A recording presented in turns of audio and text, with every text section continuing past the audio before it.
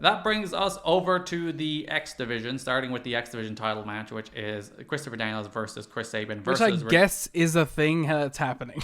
Yeah, they're like build and feud and all of that are, I think, generous words for what's happening in the X Division this month. Well, actually, no, there's one all-timer thing happening in the X Division month, to be fair. But Well, yes, but I mean, like, for the actual title... The title program is a continuation of the Turning Point program. If you'd remember, Jerry Lynn's been a real bitch to Chris Sabin and Chris Daniels. That's all you have to remember from Turning the Point. baby face? Someone, question mark, yes. December 14th, Impact. Petey Williams faces Christopher Daniels. We recap Jerry Lynn bitching at Sabin and Daniels at the pay-per-view. That is the accurate description of what is happening. Listen, that's the story. Third Degree Burns in stores now. Same with the 50 Greatest Moments DVD, which we actually watched a little bit of the other day. Mm-hmm. They wrestle for a while before Sabin comes out and grabs the X title. Lynn comes out and takes it from him. Daniels never actually saw Sabin, but sees Lynn with the title, so he enzigures Lynn thinking he's going to hit him with the belt. I think pretty rightfully, because Lynn's a bitch. But also, like, yeah, fair enough in general, to be honest. Yeah, just, shut that dude up. Even if he didn't do anything, I think he deserves to be kicked in the head. Just because he's fucking annoying. PD capitalizes on this and rolls up Daniels for the win. 2 weeks later, Sabin and Storm are in action against Petey Williams and Christopher Daniels. Which, again, shows you how much is really going into this. There's not much. Daniels and Storm have a little moment when they face off, as I realized. I was thinking, like, Daniels and Storm has, like, low-key been one of the defining feuds of TNA history. Like, they went from the Triple X and AMW stuff into the AMW and Styles and Daniels stuff. And I was like, oh, those two guys, they've really been going at it for a long time in this company. Yeah, that's true. But yes, we do have Gunstorm. We do have Sabin and Storm, who will become... Not the Gunstorm I respect, though. Oh, yes, you love Gunner. I love Gunner. You love him and everything he stands for. I stand with him, god damn it. Let's set up some Gunner tweets. Yeah? Yeah. I'm sure he's got some hitters. You check his tweets while I check what he's been up to. Okay, yeah, let's lock in on Jackson Riker. Yeah, what's Gunner been up to? Alright, he doesn't seem to be wrestling much. Like, from his release, he's wrestled 9 matches, the last of which was in March 2024. So I think he's given up on this wrestling thing. I'm trying to find his Twitter. Has he deleted it? Have his Instagram. It's not on Cage Match. He might have deleted it. Oh yeah, he retired 3 years ago. Did he just say he's done? I guess so. Alright. I think he may have deleted his Twitter. That's fair. It was tweets that got him fired, wasn't it? I'm trying to find them. Wasn't he a Q guy? I mean, yeah. Fucking look at him. Well, and listen, in that company, but he like was too publicly weirdly a Q guy instead of just like converting the entire NXT locker room into becoming Q people. Let me go here. Yeah, he was just trading like some like thank you for POTUS like right during like the fucking like BML stuff. BLM stuff. That seems to add up. When was he let go? He was let go at the November 2021 is when he was let go, give or take. That was his last match anyway. Against Cedric Alexander on main event. Seemingly has gotten himself off of every social media. Seems wise. Probably for the best. I do appreciate when people just piss off. Yeah. They don't just fucking dig in and fight with people online every day. They're just like, all right, I'll just go have a normal life. Sorry, he further spoke on the Wrestling for Faith podcast, though.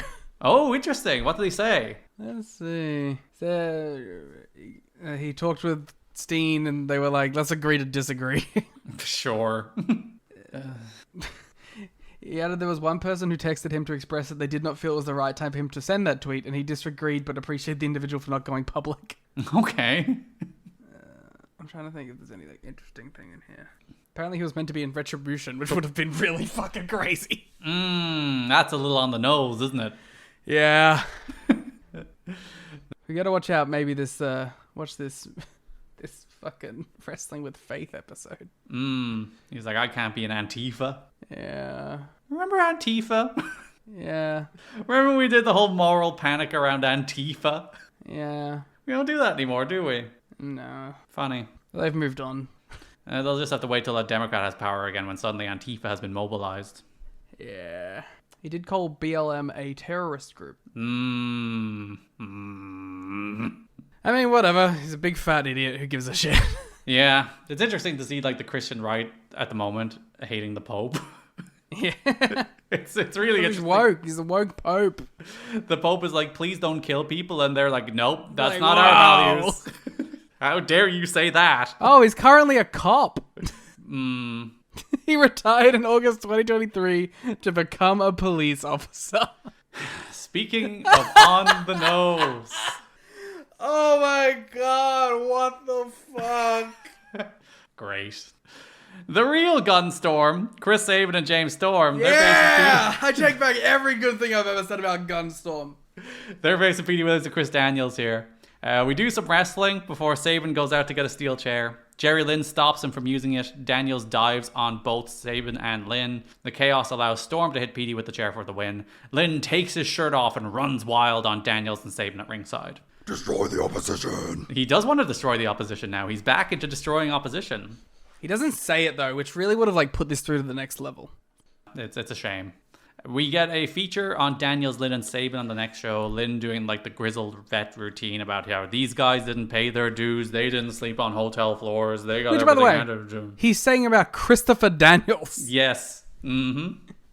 Like even like Chris Sabin. Like Chris Sabin's not a guy who's Sabin's definitely done this stuff too, but like Daniels? Yeah. Daniels who slaved in those 90s indies for decades before anybody knew who he was. Yeah. And got some WCW TV job appearances. Woohoo! But the point being, they will face on the pay-per-view in a 3-way X Division title match. Jerry Lynn returning to action in TNA. The go-home show, Sabin and Daniels are on opposite sides of that 6-man tag. Christopher Daniels, who has only been Jerry Lynn, who has only been working for 3 years longer than Christopher Daniels. This young kid, Chris Daniels, he doesn't know nothing about this business. I have to teach him a lesson. Jerry Lynn, who in 1989, his first year in pro wrestling, worked for the WWF. He got on TV faster than anybody, huh? That's what I'm saying. Chris Sabin wouldn't work for the WWF until 2024. Daniels didn't work for it until 1998. That does bring us to the pay-per-view, in which Letitia has Jerry Lynn. Lynn is being an asshole. Surprise, surprise. Because Letitia is like, I am joined here by X Division pioneer Jerry Lynn. And Jerry Lynn is like, pioneer? Why do you say that? Am I about to die? He's thinking I'm old? He's called me old? You think I'm going to fucking die any moment now? Fuck you. You think I'm going to keel over of a heart attack in this match because I'm old? It's like, Jesus, she's giving you a compliment, bro. He says he can still dance with the best of them and then calls Sabin a punk. Chris Sabin defeats Jerry Lynn and Christopher Daniels to win the X Division title once again. Okay. This is Jerry's first match in TNA since the 2005 match against Sean Waltman. So it's been a little while since we've seen Jerry Lynn wrestle in TNA, though he's been on TV pretty consistently as like a guy who nags X Division wrestlers. And like runs out to like break up a fight, which I guess is what he does now. The crowd do lightly chant, "You still got it," at him at one point. There's a flatliner bulldog Tower of Doom style spot that was pretty cool. Daniels hits the BME, but Lynn breaks it up. Lynn hits Daniels with the cradle pile driver, but Sabin rolls up Lynn to win the belt. Once again, Sabin, X Division champion. Winning the belt for the first time since he won it at Bound for Glory and then lost it a week later. This match is fine. These X Division matches at this point aren't the X Division matches. They're not your pause X Division matches. They're not bad, but they certainly don't have the juice that these X Division matches on pay-per-view used to have. That's what we need to come back. Well, yeah, Hoovy could have saved this. Hoovy could have dropped Jerry Lynn on his shoulder again, and it would have been really cool. It would have brought it back, I think. And dropped Sabin on his head. Hoovy has killed 2 of the people in this match in TNA. Time to come back for the trilogy. I wonder what, because Lynn had been wrestling pretty consistently outside of TNA. Because he did miss, I think, a portion of like 04-05 when he was getting shoulder surgery because Hoopy fucked him up. But like he was back and ready for like the last year and a half. He was working like the Hermie Sadler shows as well. So I wondered, were they just not interested in Jerry, or maybe they kept telling him he was old and gave him a whole thing. He's developed a complex about it. Yeah. Because now that's become his entire character. But Chris Sabin is your new X Division champion.